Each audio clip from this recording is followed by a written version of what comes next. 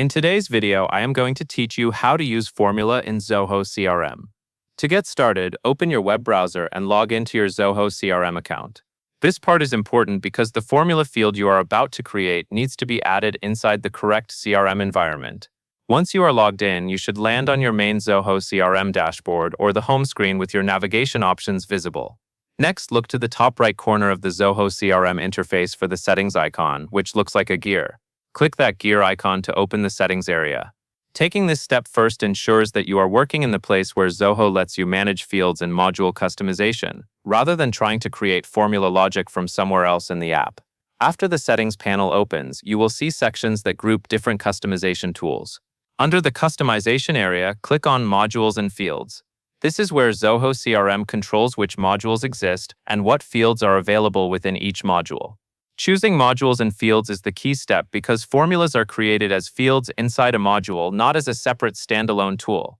Now you need to select the specific module where you want to add the formula field.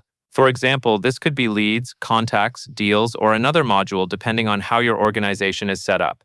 Take a moment here to confirm that you are choosing the right module because the formula field you create will appear in that module's record view and will follow the module structure. Once the correct module is selected, you are ready to create the new field. Click New Field. This starts the workflow for adding a new custom field to the module. From the list of field types, choose Formula as the field type. This tells Zoho that you want the value of this field to be calculated automatically based on your formula expression. At this point, Zoho will prompt you for the field details. Enter the field name first. Choose a clear, descriptive name so it is easy for you and others to understand what the formula does. Then select the return type.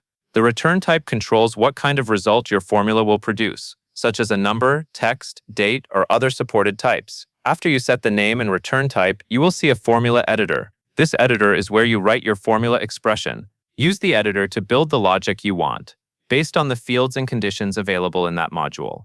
If you are using existing field values as inputs, make sure you select the correct field references within the editor. Writing the formula carefully here helps prevent errors and ensures the field calculates accurately each time the record changes.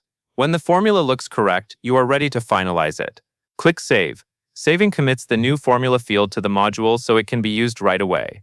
After saving, give it a moment to apply the changes, especially if the interface takes a few seconds to refresh. That is it for the setup. You have now added a formula field within your selected Zoho CRM module, and Zoho will compute the value automatically based on your expression and the record data. That covers everything you need to know.